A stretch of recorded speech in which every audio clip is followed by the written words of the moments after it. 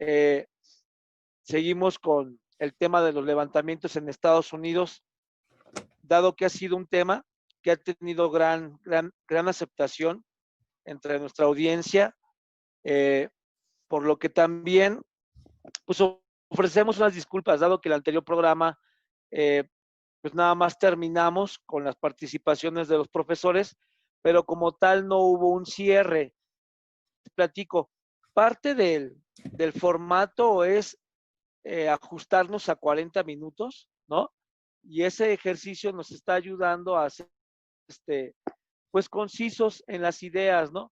Razón que habrá veces que ustedes habrán visto o verán que los programas se corten de manera, pero todo está de alguna manera, pues, planeado y justificado, ¿no? La idea es hacerlo de esa forma y creo que es un diferenciador con respecto a otras plataformas o otros programas. Bien, eh, pues doy inicio y saludo a los profesores. Desde Guadalajara, Jalisco, tenemos al profesor Philly Romo. De igual manera tenemos desde la Ciudad de México al profesor Luis Tetzicatl. Y en algún momento se va a incorporar nuestro profesor también Abel Fernández. Ahorita lleva un retraso por un tema personal. Y bueno, pues siguiendo con el tema que nos incumbe, los levantamientos en Estados Unidos realmente tiene varios matices, ¿sí? Y lo hemos platicado nosotros en corto y en vivo, ¿no? Hoy, por ejemplo, pues los políticos vienen desestimando las protestas, ¿verdad? Los políticos del gobierno de Donald Trump, no así la oposición demócrata, ¿verdad? Por otro lado, pues Estados Unidos ha sido concebido como una república supremacista blanca, protestante y anglosajona. Dicho esto, pues tiene poca cabida pues para las minorías, ¿no? Minorías como la negra, que trajeron de importación, ¿verdad? Trabajos pesados, y minorías como la latina que ya existía, ¿no? Entonces, eh, esta población pues no ha sabido poder y poder cohabitar con aquello que consideran que es diferente, ¿no?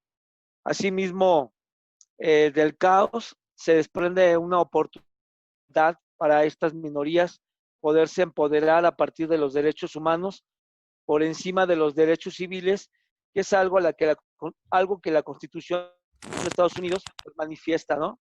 Dicho esto, pues damos comienzo, ¿verdad? Vamos a empezar con el profesor Luis Tezcatl en esto. Y bien, y sería a partir de lo siguiente.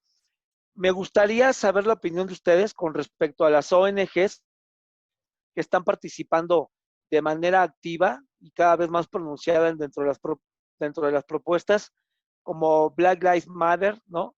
Como Water. Mi pregunta sería la siguiente, profesores.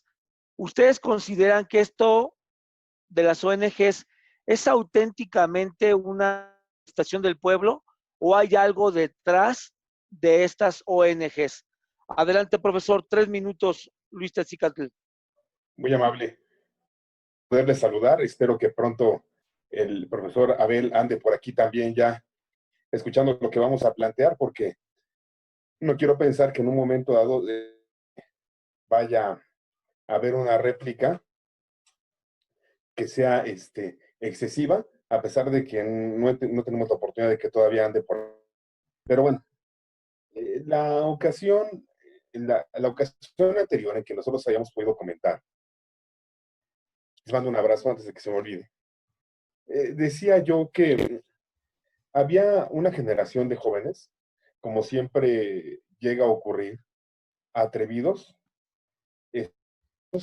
y los que no están estudiados y no son atrevidos, con sed de justicia social. una parte considerable de estos movimientos, gente joven, gente que, vamos a ser puntuales, está cansada, decía yo, de los tradicionales liderazgos demócratas, que está cansada de los tradicionales liderazgos dentro de sus propias comunidades, me refiero a las personas que también están cansadas de esperar las reformas que tanto había prometido el presidente Donald Trump, esas que serían tendientes a generar la igualdad social. No está formalmente la desigualdad, sino que materialmente se da por los eventos que hemos mencionado, lo sabemos. Y estos jóvenes, no obstante, con encontrarse en condición, están inmersos en otras circunstancias que describen el contexto actual, este contexto de la coyuntura. ¿Cuáles son esas otras complicaciones en las cuales se encuentran inmersos? Uno, la política y la dinámica económica clasista de Estados Unidos. El modelo neoliberal que se han encargado ellos de propagar a través del mundo también es un esquema que permite la división categorizada así en clases de la sociedad. La inmensa mayoría de las personas que se están manifestando, que no nada más son gente de la comunidad negra, sino también que, como bien lo comentabas, Junior, lo dejabas entrever, también asiáticos, también, por mencionar un origen étnico, los árabes, por supuesto, han salido junto con la gente que está rechazando los asesinos como el de George Floyd. Y lo hacen porque ese mundo neoliberal ha permitido la clasificación. O sea, no todo es una cuestión, efectivamente, de la gente de raza negra. Y las organizaciones no gubernamentales, las organizaciones de la sociedad, se encuentran también operando porque estamos a 5 meses de la elección en Estados Unidos. Y si observamos que liderazgos claros, que el presidente que se quiere reelegir tiene problemas. Recordemos que en un mes no muy lejano solicitó que quitaran a las personas que se encontraban afuera de la Casa Blanca manifestándose para que él pudiera salir y cruzar por ahí en un acto francamente de reto y violatorio de derechos humanos. Obviamente actúa mal y las organizaciones, decía integradas por jóvenes y también por las comunidades que he citado, pues obviamente están en contra y se vuelve un capital político. Pero eso lo vamos a comentar en un momento.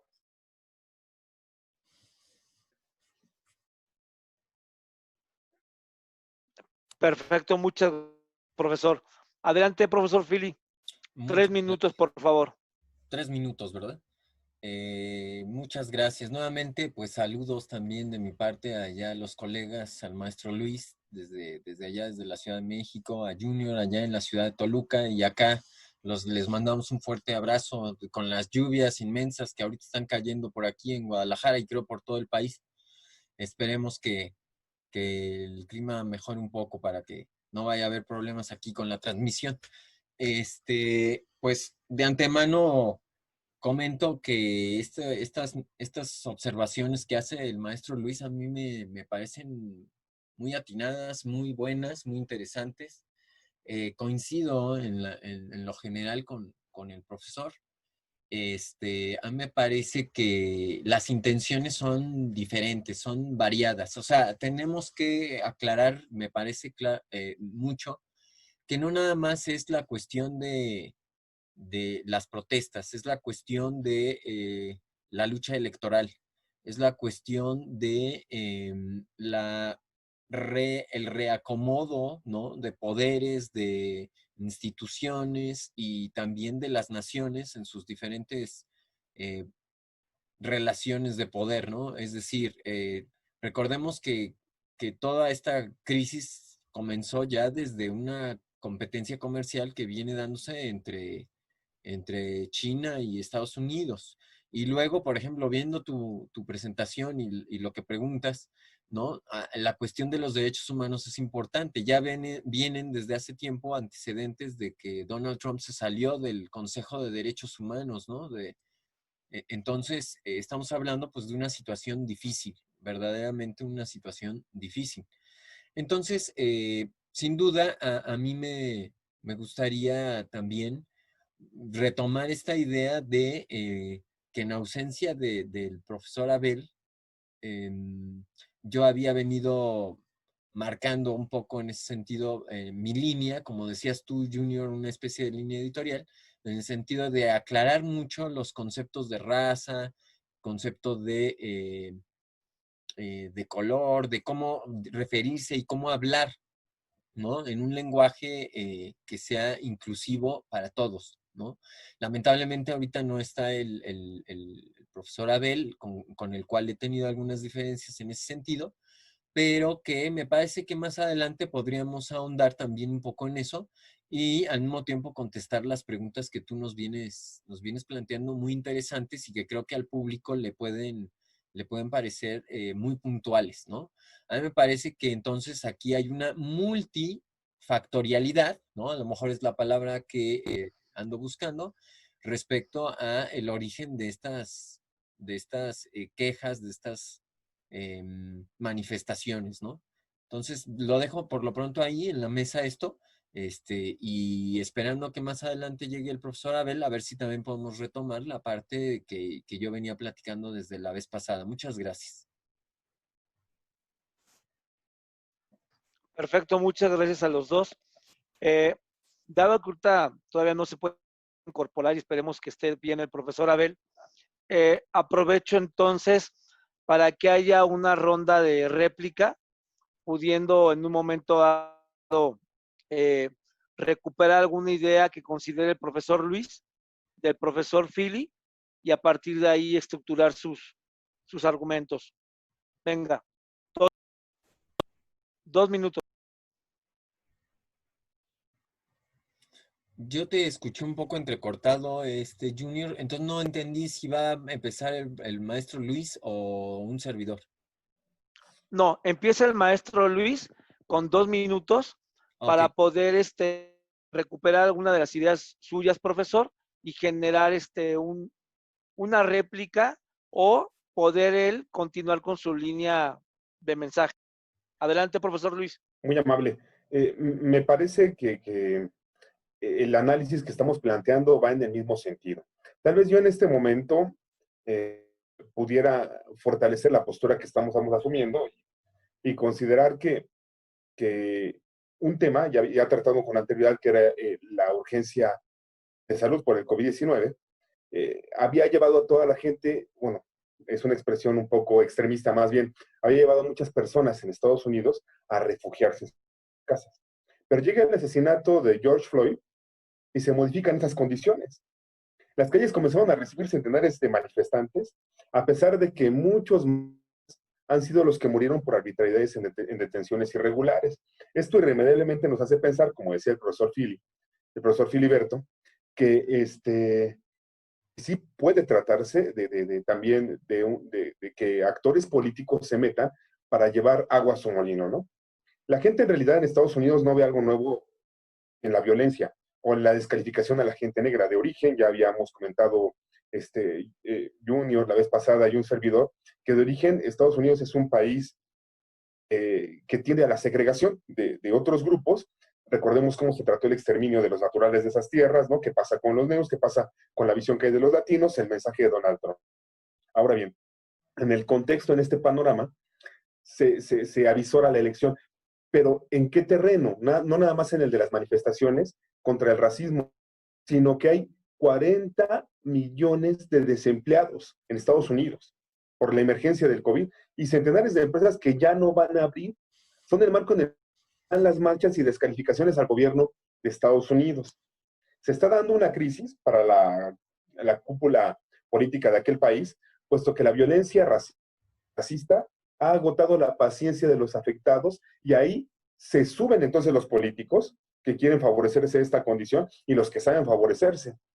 Porque los discriminados no solamente son los negros y van a votar, no solo son los latinos y van a votar, no solo son gente de origen asiática y van a votar. En sentido amplio, toda la población de aquel país vive con incertidumbre por este proceder que en la práctica sí parece ser una discriminación sistemática. Existe el rechazo al sistema de clases, el cual actualmente prioriza a través de agresiones racistas. Y quiero concluir para no extender mucho más tiempo con lo siguiente, esta intervención, y es que la coyuntura en Estados Unidos es producto de la implementación de políticas neoliberales, lo ratifico, que son meramente clasistas. El fenómeno no solo se está dando allá en Estados Unidos, en realidad se vive en todo el continente. Nada más que ellos son los que están en elecciones y ellos son los que marcan la pauta de la dinámica económica.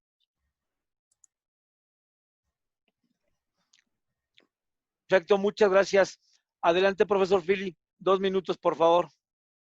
Ok, muchas gracias, Junior. Me da mucho gusto ver que ya está aquí con nosotros el profesor Abel. Saludos, profesor Abel. Bienvenido aquí a la plática. Pues aquí vamos a seguir con esta charla que estamos teniendo. A mí me parece muy interesante esto que viene también comentando el maestro Luis. Efectivamente, a mí me parece que debemos tomar en consideración de manera muy pertinente esta cuestión de las elecciones. A mí me parece, y lo dije desde la primera vez, que en una gran medida estas marchas y estas formas de manifestarse tenían que ver con las elecciones. Y en ese sentido, a mí me parece que tiene mucho que ver con esto que llamamos los polos de la política, ¿no? A ver, les invito a ver esto. That is correct. Okay. Not African American. That's not a term I like. How come you don't like the term? Ridiculous. I was born and raised in America. I've never been to Africa. Why am I an African American? Most of my people have been here longer than most of the other people in this room. Yet most people don't have a hyphen. I'm an Italian American, Greek American, Romanian American. It's an absurd term. It's a term that Jesse Jackson almost single-handedly crammed down the throats of our media. And after Jackson began to talk about why blacks should have some connection to Africa, all of a sudden, New York Times, LA Times, all of the media began using that expression. It's ridiculous. Yeah, I mean, I personally don't use the term African American that much because one time I had a guest on the show and I referred to her as African American. She said, well, I'm actually Jamaican. So, you know what I mean? So I guess that goes to your point. Como pueden ver, ¿verdad? Tenemos aquí una visión muy diferente y muy compleja de lo que habitualmente comprendemos, ¿no? Incluso personas que se reafirman a sí mismas de otra manera. Ahorita yo creo podemos seguir platicando un poquito más en este sentido. Adelante, muchas gracias.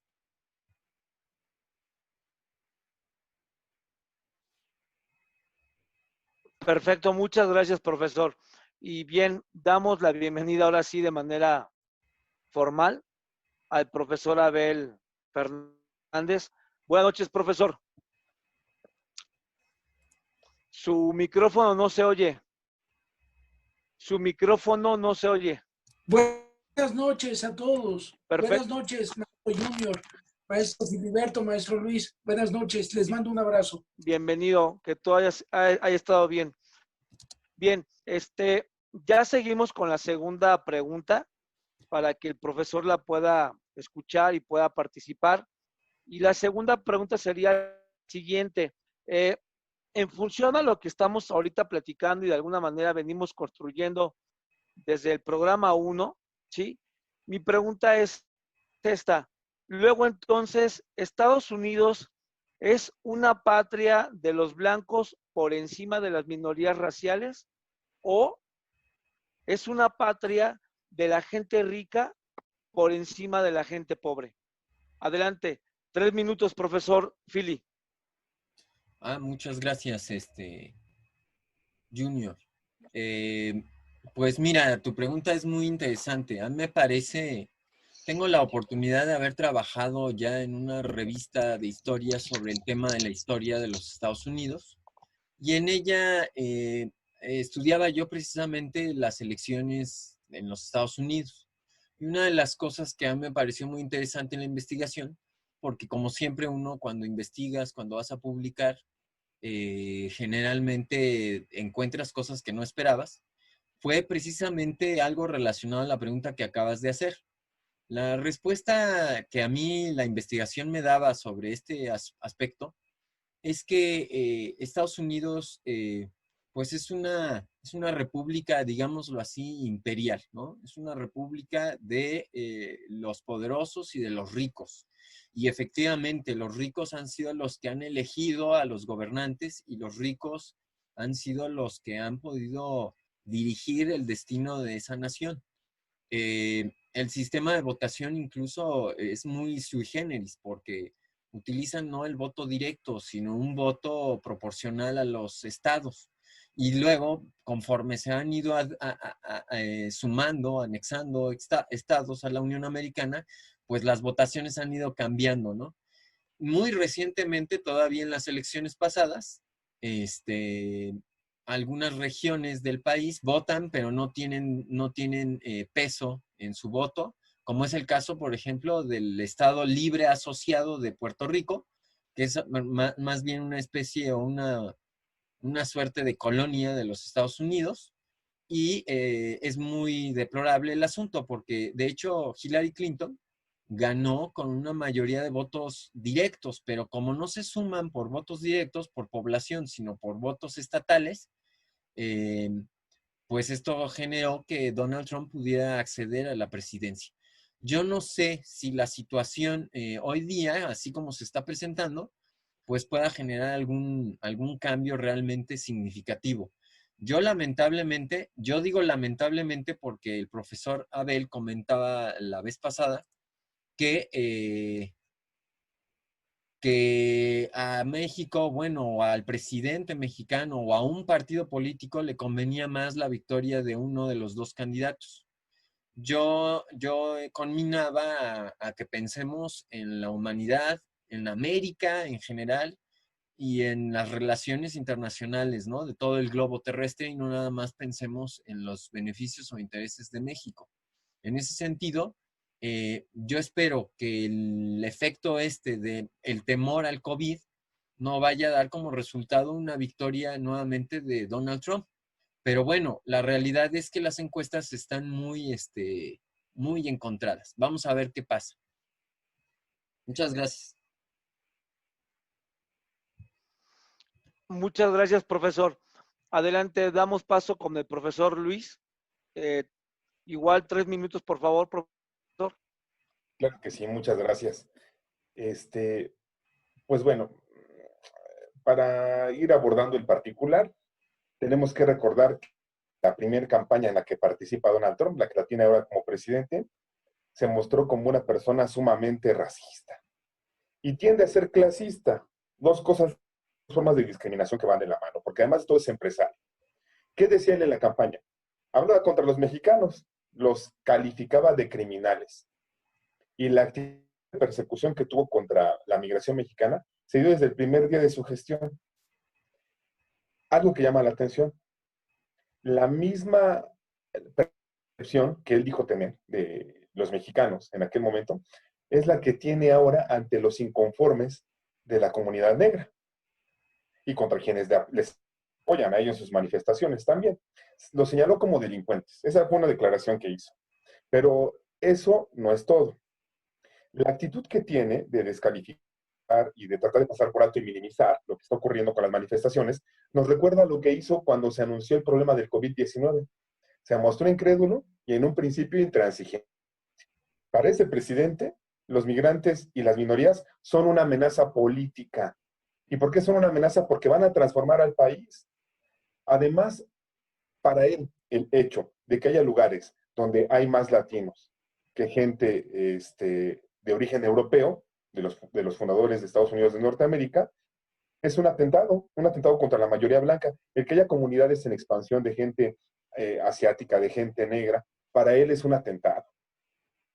Porque además de, si analizamos dos intervenciones que ha tenido, vamos a poder arribar a esa conclusión. Primero, Trump llegó a señalar que para honrar a George Floyd, escúchenlo bien, para honrar a George Floyd, la policía debería ser más ruda. Les invito a pensar a qué se refiere con eso, ¿no? Ahí ni siquiera hay un discurso, o sea, ahí es puntual lo que está estableciendo y se asocia con la forma en que siempre ha dicho que tiene la percepción de lo que son los migrantes en Estados Unidos. Y segundo, afirmó que es amigo de los manifestantes pacíficos y solicitó, al afirmar eso, a los gobernadores y a los alcaldes de los lugares donde se están dando las manifestaciones que desplegaran a la policía para garantizar que se cumplieran las normas. Y además sentenció, dijo, si ellos no lo hacen, yo voy a mandar al ejército para hacer respetar la ley. ¿A quién les recuerda esto? Pues a Richard Nixon, que durante su campaña amenazó con lo mismo para quienes eran detractores de la guerra, que era el negocio y casi el negocio de los norteamericanos, ¿no? En ese sentido, voy a concluir, parece afirmar que existe igualdad porque las leyes no hablan de distinción, lo cual realmente es una postura muy cómoda y a modo para tratar de apoyar aquello que le convenga en su campaña. Gracias. Perfecto, muchas gracias. Adelante, profesor Abel. 3 minutos, por favor, y bienvenido. Tu audio. Gracias, maestro César. Primero que nada, mandar un abrazo a mi hermano Filiberto Roma Aguilar en Guadalajara, un abrazo a Guadalajara, otro a Toluca con mi amigo y hermano César, y pues aquí el camarada Luis en Ciudad de México junto con su servidor.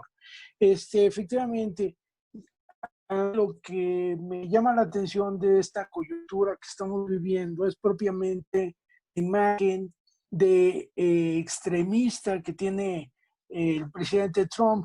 Justamente está en un momento de una coyuntura muy importante y delicada en las relaciones internacionales para nuestro país. Yo, a mi propia disciplina, quiero enfocarlo desde el ámbito mexicano, esta situación de lo que estamos viendo en los Estados Unidos. Todas estas protestas antirraciales en Estados Unidos se dieron a raíz de esta imagen en video que se vio de un policía pues prácticamente asesinando a un afroamericano, quitándole la respiración, y eso generó un barrunto de protestas antirraciales en todos los Estados Unidos, que desafortunadamente la coyuntura que estamos viviendo ha empeorado la crisis del COVID en los Estados Unidos, porque estos repuntes que se dieron a raíz de las protestas están haciendo estragos en la nación americana. Y en estos momentos justamente está a punto de hacer su viaje el presidente Andrés Manuel López Obrador, y mucha gente ha dicho que está en desacuerdo con esa visita a Estados Unidos, porque ¿qué le va a ver a Trump? Es lo que dice. Y por otro lado, el presidente López Obrador lo hace porque, bueno, pues porque entra en vigor el TEMEC, pero al mismo tiempo, horas antes de que el presidente mexicano esté diciendo que el presidente estadounidense respeta a México, Trump hace declaraciones antimigrantes y vuelve a hablar del muro. Esa es otra forma de racismo, otra forma de discriminación que no podemos permitir. Espero yo que el presidente mexicano cuente con un arma secreta y que le salga bien esta visita para México y para todos. Que le vaya bien al presidente Andrés Manuel López Obrador. Gracias. Perfecto, muchas gracias, profesor Abel. Y bien, miren, siguiendo con la dinámica, última pregunta, y sería precisamente esto que acaba de tomar el profesor Fernández con respecto a ¿es oportuna la visita del presidente López Obrador habiendo estas manifestaciones a nivel nacional, habiendo ahorita, por ejemplo, una clara batalla electoral entre los demócratas y republicanos encabezados por Donald Trump? ¿Es ahorita oportuno? Por favor, profesor Philly, 2 minutos. Gracias. Muchas gracias, Junior. Pues mira, la pregunta que me haces, la verdad es que es una pregunta, bueno, nos haces a todos, es una pregunta que me parece es difícil de contestar. A mí me parece que la circunstancia, la situación que ahorita se nos está presentando, es una circunstancia, es una situación que como bien dice el profesor Abel, coincide con una situación en la que quizá se puede malinterpretar el viaje, ¿no? Y lamentablemente me parece muy interesante y muy bien lo que comenta el profesor Abel, respecto al asunto de que está de por medio estas declaraciones que está haciendo el presidente Trump, ¿no? Entonces, a mí me parece que sí tiene que tener mucho cuidado y me uno ahí al profesor Abel respecto a... me uno al profesor Abel respecto al aspecto de que, a ver, me parece que estoy teniendo unos problemas aquí. Not African American. That's not a term I like. How come you don't like the term African? Ridiculous. I was born and raised in America. Permítanme. Claro, profesor. Bueno, yo lo que quería compartirles era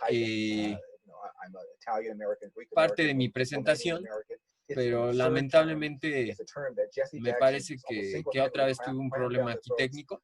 Y bueno, me sumo en este sentido a la idea del profesor Abel respecto a que el presidente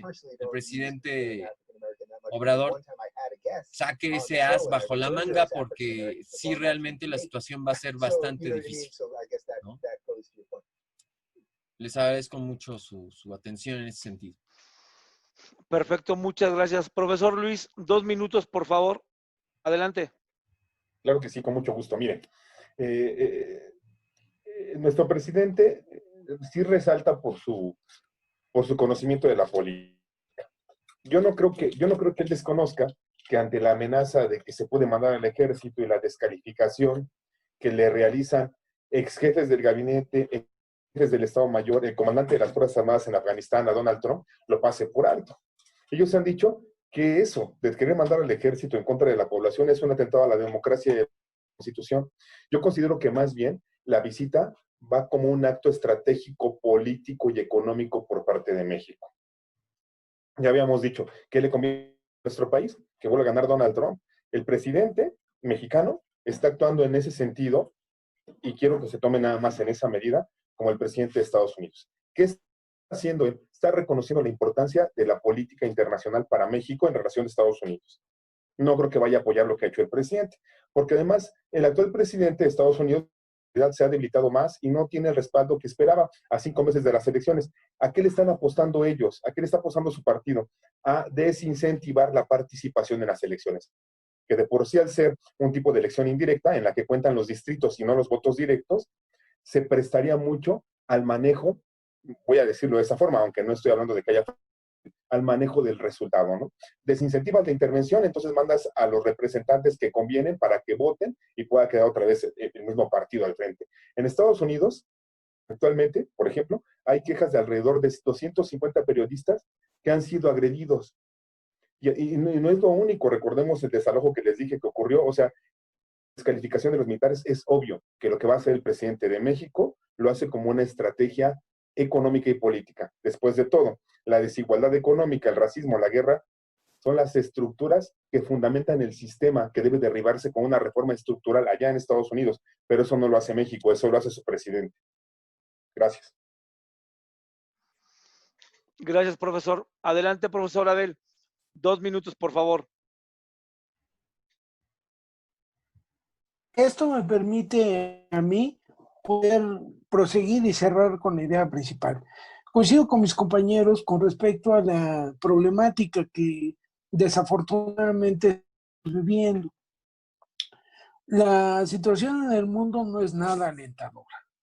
Vivimos una problemática a todas veces distópica. Estamos enfrentando una realidad que no habíamos vivido en años, en siglos. Y en Inglaterra vemos imágenes de ingleses en los pubs porque abrieron los bares, abrieron los restaurantes y pareciera que la raza humana busca extinguirse. Entonces hay situaciones inexplicables, incomprensibles.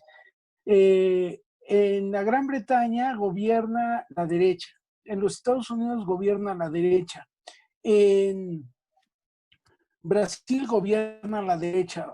La noticia apenas es de que Jair Bolsonaro acaba de contraer COVID Y justamente Estados Unidos, Gran Bretaña, Brasil, son países que ya llevan un nivel muy importante de muertos, de mortalidad. Aquí gobierna la izquierda y se va tratando de aletargar esta situación difícil que la extrema derecha mexicana no le entiende. Y en este contexto va el presidente mexicano de Estados Unidos. Entonces, yo deseo que le vaya muy bien. Trump es poco de fiar, es un hombre que no tiene palabra, este hombre tiene intereses. Entonces, vaya tigre que le toca tomar al presidente López Obrador. Perfecto, muchas gracias. Y ya para finalizar el programa, le voy a dar a cada quien un minuto para que puedan concluir. Y adelante, profesor Philly. Muchas gracias. ¿Me escuchan? Sí, sí lo escuchamos bien. Sí, lo escuchamos. Perfecto.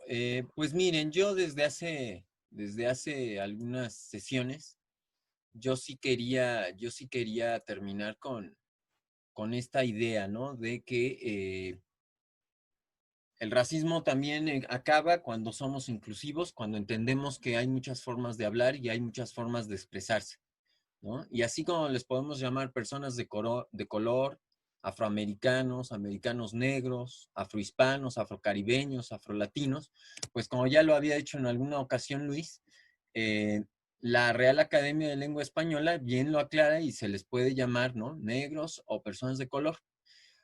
Finalmente, a mí me interesaba mucho y siempre lo comenté, me preocupaba mucho el tema de, a lo mejor algún día podríamos platicarlo más a fondo, el hecho de que hay un racismo sistémico y ese racismo sistémico, según un servidor, se manifiesta sobre todo a través de la explotación de la mano de obra en las cárceles de los Estados Unidos. Entonces, a mí me gustaría concluir con esas ideas, ¿no? Con la idea de que apenas el 19 de junio el Consejo de Derechos Humanos, de ese del que se salió Estados Unidos, lanzó una investigación precisamente para ver en qué países existe esta discriminación y esta forma de abuso, ¿no? Es un tema tóxico, sin duda. Es un tema que en su momento a lo mejor podremos volver a platicar. Pero ha sido un gusto hablar de este tema con tan distinguidos colegas. Me despido y les agradezco a todos su atención. Gracias. Adelante un minuto, por favor, profesor Luis. Ya nos quedan solamente dos. Sí. Ya voy, tiene oportunidad para que ocupe menos tiempo. Yo compagino en algunas cuestiones que ha mencionado el profesor Filiberto y digo lo siguiente. La segregación que se ha dado en contra de los negros en Estados Unidos, en contra de los latinos, es producto de la propia historia de ese país. Una historia que los ha llevado a establecer un modelo económico neoliberal que es clasista, que segrega y es también, por lo tanto, racista en consecuencia.